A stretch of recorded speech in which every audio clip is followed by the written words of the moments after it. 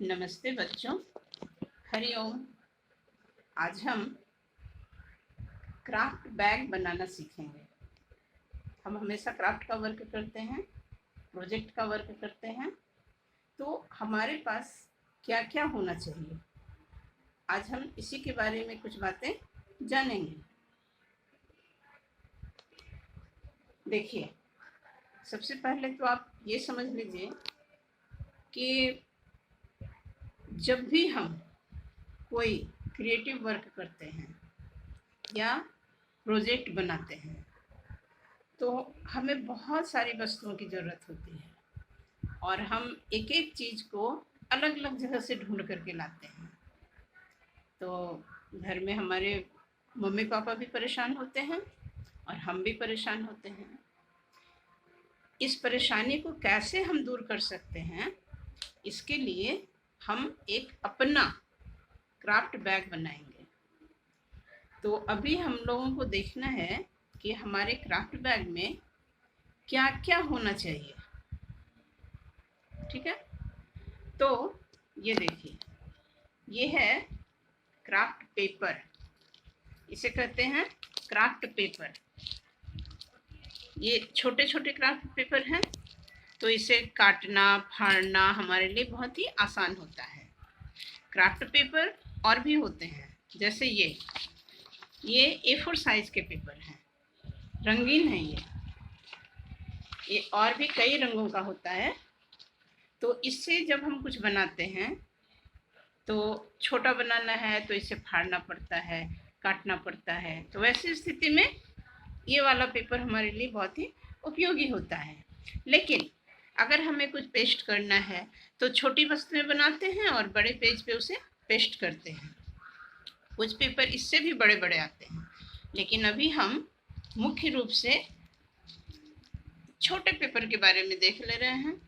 ठीक है, तो ये है क्राफ्ट पेपर। ये तो हमारे लिए सबसे ज़्यादा ज़रूरी है। हमें कुछ बढ़िया लिखना भी होता है ना, तो रंगीन कागज़ पे लिखना हमें बहुत अच्छा लगता है और वो देखने में भी अच्छा लगता है। तो एक हो गया क्राफ्ट पेपर। अब हम दूसरी वस्तु देखते हैं। तो क्राफ्ट पेपर तो है, अब क्राफ्ट पेपर पर हमें कुछ बनाना है, तो बनाने के लिए हमें चाहिए पेंसिल। और पेंसिल भी कैसा? पेंसिल चाहिए ऐसा जिसकी नोक एकदम शार्प हो, इस ढंग की पेंसिल चाहिए। पेंसिल के बाद देखिए, यह है स्केल। क्या है ये? यह है स्केल। अब सपोज दैट कि हमें लाइनिंग करनी है, तो लाइनिंग कैसे करेंगे? अब ये पेंसिल है, ये पेपर है, इस पे हमें लाइन खींचना है। लाइन खींचेंगे तो हाथ से खींचेंगे तो ये देखिए, यहाँ से हमने खींचना शुरू किया और यहाँ जाकर ये खत्म हुआ, तो ये लाइन तो टेढ़ी चली गई। लेकिन अगर हम स्केल रख करके लाइन खींचें तो लाइन बिल्कुल सीधी बनेगी। इसलिए पेंसिल चाहिए, पेंसिल के साथ साथ स्केल भी होना चाहिए। अब जब हमारे पास पेंसिल है तो पेंसिल की नोक को शार्प करने के लिए शार्पनर चाहिए। ये शार्पनर है, इसमें पेंसिल डाल करके हम इसे शार्प कर लेते हैं, तो एक शार्पनर की ज़रूरत है। फिर जब काम कर रहे हैं तो हमें इरेजर भी चाहिए, जिससे हम इसे इरेज कर सकें, यानी इसे मिटाकर ठीक ठाक कर सकें। इसके लिए हमें इरेजर भी चाहिए। अब जब हमने कुछ बनाया तो उसे हमें कलर करना है। कलर करने के लिए भी बहुत सारी वस्तुओं की ज़रूरत पड़ती है। जैसे यह देखिए, यह है स्केच पेन। ये बड़ा स्केच पेन है और यह छोटा स्केच पेन है। हम दोनों तरह के स्केच पेन का प्रयोग कर सकते हैं, चाहे वो बड़ा हो चाहे छोटा हो। लेकिन स्केच पेन का यूज हम कम से कम करते हैं। हम ज़्यादातर कौन सा रंग यूज करते हैं? तो हम ज़्यादातर ये पेंसिल कलर, ये है पेंसिल कलर, इसका प्रयोग करते हैं। क्यों करते हैं इसका प्रयोग? क्योंकि ये आसान होता है इससे काम करना। ये है वैक्स कलर, यानी जिसे हम लोग मोम कलर भी कहते हैं। ये देखिए, ये मोम कलर है। इसका प्रयोग कलर करने में, बॉर्डर बनाने में, यदि हमें बॉर्डर बनाना हो तो उसमें इस मोम कलर का प्रयोग बहुत अच्छे से होता है। तो ये स्केच पेन, ये पेंसिल कलर, ये मोम कलर, और इधर देखिए यह है वाटर कलर। वाटर कलर के लिए क्या करना होता है, तो थोड़ा सा पानी लेते हैं, पानी इसमें डालते हैं, फिर उसके लिए ब्रश की जरूरत पड़ती है। ब्रश को हम रंग में डुबोते हैं और डुबो करके पेपर पे इससे कलर करते हैं। जब हम वाटर कलर लेते हैं, ब्रश लेते हैं, तो हमें एक डिस्क की भी जरूरत पड़ती है। यह है डिस्क। इसमें 5 खंड बने हुए हैं और एक छठा खंड है। तो इसमें हम 5 तरह का रंग रख सकते हैं और फिर ब्रश की सहायता से उसे यूज कर सकते हैं। अब इसके आगे देखिए, यह है बुरादा। बुरादा को हम जेरी पाउडर भी कहते हैं। यह मार्केट में कई रंगों में मिलता है। जब हमें कुछ बढ़िया कलर करना हो तो रंग से क्या होता है ना कि रंग कभी कभी इधर उधर फैल जाता है। वैसी स्थिति में हम कागज पे गम लगाते हैं। ये गम है गोंद, कागज पे गोंद लगाते हैं और गोंद लगाकर उस पर ये बुरादा डाल देते हैं। बुरादा गोंद पे चिपक जाता है और हमारा चित्र बहुत ही सुंदर तैयार हो जाता है। इसके आगे देखिए, यह है ग्लिटर पेन। इस ग्लिटर पेन से क्या करते हैं, कहीं भी किसी भी लाइन को हमें चमकाना हो तो हम ग्लिटर का यूज करते हैं। जैसे यह देखिए, ये लाइन थी, इस पर हमने ग्लिटर चला दिया, अब ये देखिए इस पर एक शाइनिंग आ गई। तो ये ग्लिटर पेन भी हमारे आर्ट वर्क के लिए, क्राफ्ट वर्क के लिए बहुत ही उपयोगी होता है। फिर यह है छोटी सी कैंची। ये कैंची किस लिए, हमें फोल्डिंग वर्क कुछ करना हो तो कागज काटना पड़ता है। तो कागज हम कैसे काटेंगे, अब हमने कागज को इस तरह से फोल्ड तो कर लिया है। अब फोल्ड करने के बाद इसे यहाँ से कटिंग करना है। अब हम अगर हाथ से इसे फाड़ेंगे तो यह आधा टेढ़ा फट जाएगा। ऐसे स्थिति में हम सीजर का यूज करते हैं, कैंची का यूज करते हैं और कागज को सीधा सीधा काट लेते हैं। तो यह सीजर की भी जरूरत होती है। इसके बाद यह है स्टेंसिल। इसे कहते हैं स्टेंसिल। ये कागज का बना हुआ स्टेंसिल है।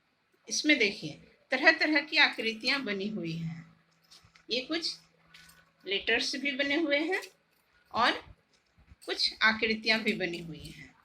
इस पे क्या है, हमें कुछ ड्रॉ करना नहीं आता है। ऐसा स्टेंसिल हम अपने पास रखेंगे और फिर क्या करेंगे, कागज पे स्टेंसिल रखेंगे, पेंसिल लेंगे और अपने जो भी पिक्चर हमें बनाना है उसका आउटलाइन ड्रॉ कर लेंगे। इस तरह से आप ध्यान से देखेंगे, इस पिक्चर की आउटलाइन इस तरह स्टेंसिल से तैयार हो जाएगी।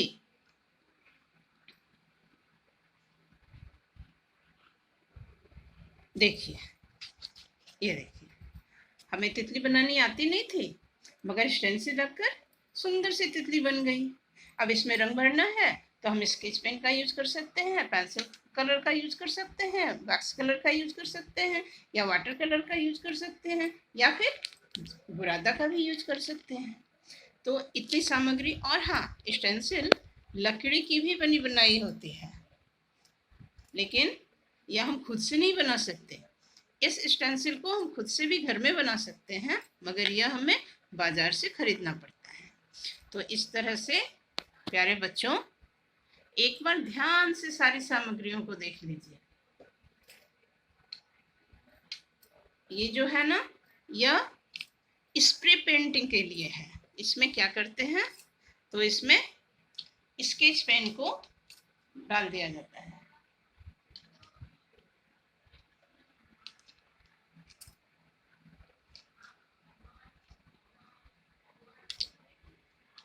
इस तरह से स्केच पेन को डाल दिया जाता है, ठीक है। और फिर इस ओर से इस पे फूंक लगाई जाती है। इस पर जब फूंका जाता है ना तो इधर से रंग निकलता है और इस पर रंग आ जाता है, तो इससे स्प्रे पेंटिंग किया जाता है। तो इस तरह से बच्चों, आप एक बार ध्यान से सारी सामग्रियों को फिर से देख लीजिए। हमने किस किस सामग्री का नाम लिया है, तो सबसे पहले हमें चाहिए क्राफ्ट पेपर, चाहे वो बड़ा हो चाहे छोटा हो। Craft paper, pencil, rubber, sharpener, scale, small scissor, brush, colour disc, water colour,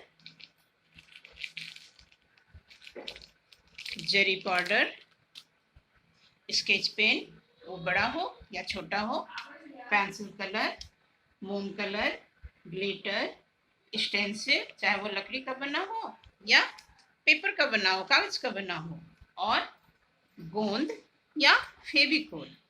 इतनी सामग्री अगर हमारे बैग में हो तो हमारा एक क्राफ्ट बैग तैयार हो जाएगा और फिर हम किसी भी तरह का क्राफ्ट आसानी से बना सकेंगे। तो भैया बहन, आप सभी इसे अच्छी तरह समझ गए ना? तो आप भी अपना अपना क्राफ्ट बैग तैयार करेंगे और अपना मनचाहा काम सुविधापूर्वक करेंगे। धन्यवाद बच्चों।